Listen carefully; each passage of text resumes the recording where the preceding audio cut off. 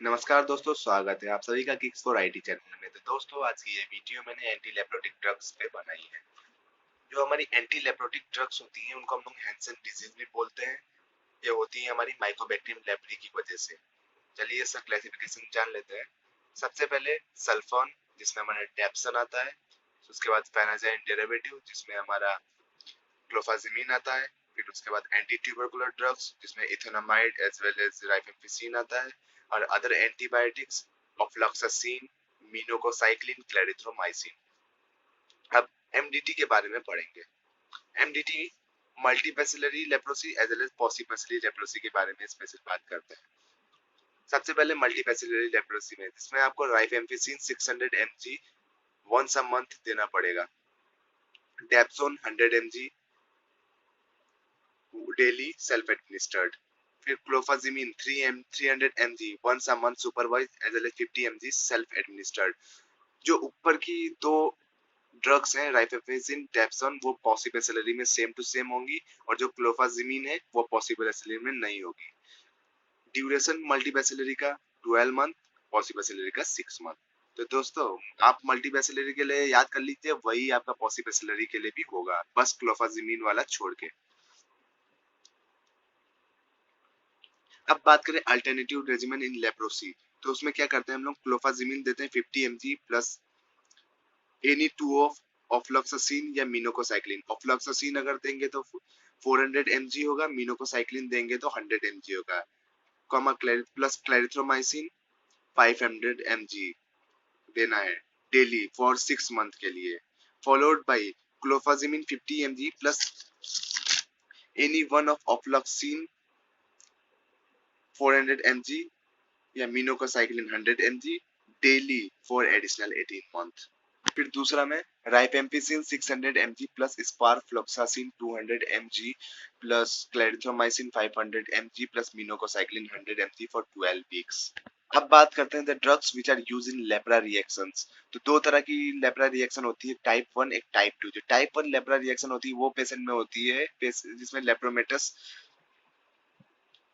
जिसमें border line leprosy होता है। और वो टाइप 2 रिएक्शन वो पेशेंट में होती है जिसमें लेप्रोमेटस बॉर्डर लाइन दोनों प्रेजेंट होती हैं। तो अगर टाइप 1 लेप्रा रिएक्शन है, उसका मैनेजमेंट की बात करें तो प्रेडनिसोलोन हमको देना है 40 mg daily, reducing dose over 3 to 6 month. Type second lepra reaction seen is lepromatous borderline leprosy. Management सबसे इनमें तीन तरह का होता है, एक मिल्ड रिएक्शन होती है, मॉडरेट होती है, सीवियर। अगर मिल्ड रिएक्शन है तो आइबुप्रोफिन दे सकते हैं 400 mg, टीडीएस या क्यूआईडी में भी सफिशिएंट। अगर मॉडरेट है तो prednisolone 40 mg daily for 1 week and then 10 to 15 mg daily for next 1 to 2 week। अगर सीवियर रिएक्शन है तो prednisolone 40 to 80 mg, reducing dose over 1 to 6 month। अब बात करते हैं डेप्सोन की, जो कि हमारा सल्फोन डेरिवेटिव है।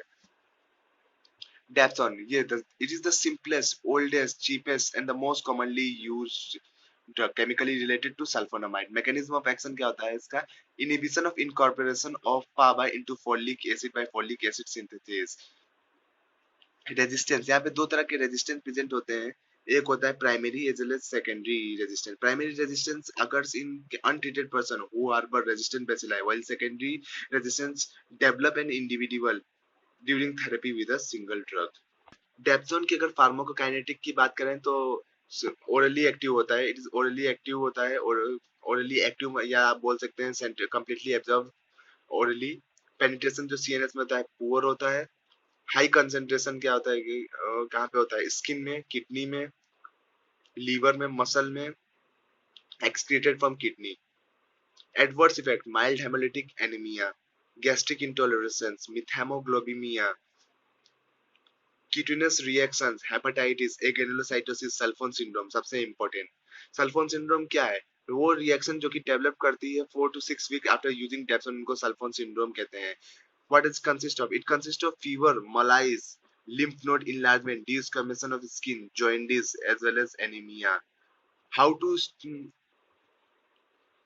treat sulfone syndrome?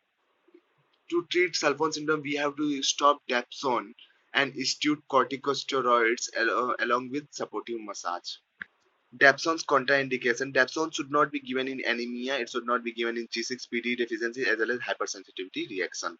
Uses of dapsone. Dapsone का यूज होता है मल्टी ड्रग थेरेपी में फॉर लेप्रोसी में, जो कि मैंने आपसे बताया था. डेप्सोन का आप 100 mg देंगे डेली सेल्फ एडमिनिस्टर्ड.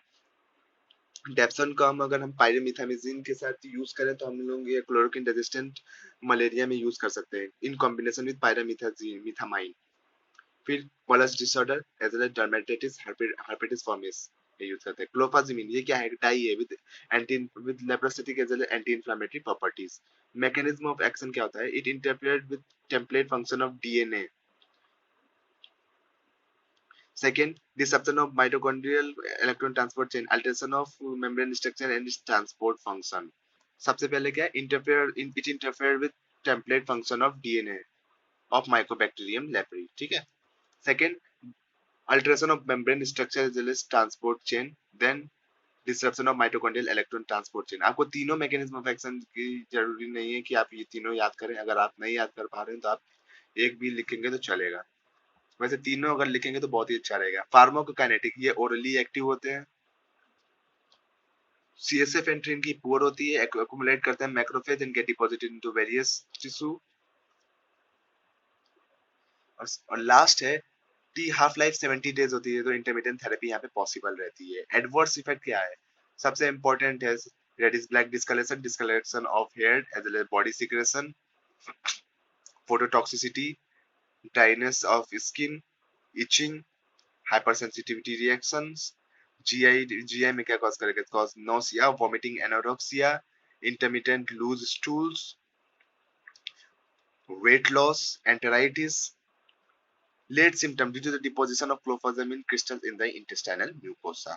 वही बात करेंगे कॉन्ट्रा इंडिकेशन क्लोफाजिमिन की, तो it should not be given in early pregnancy, kidney damage and liver damage में. What are the uses?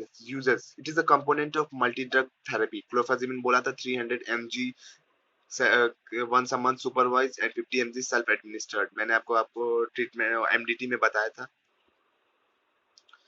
Against M. leprae, anti-inflammatory property used in multibacillary leprosy. ये हमारे इसके uses होते हैं. अगर दोस्तों आपको ये वीडियो पसंद आई हो तो मेरे चैनल को जरूर सब्सक्राइब करिएगा. धन्यवाद.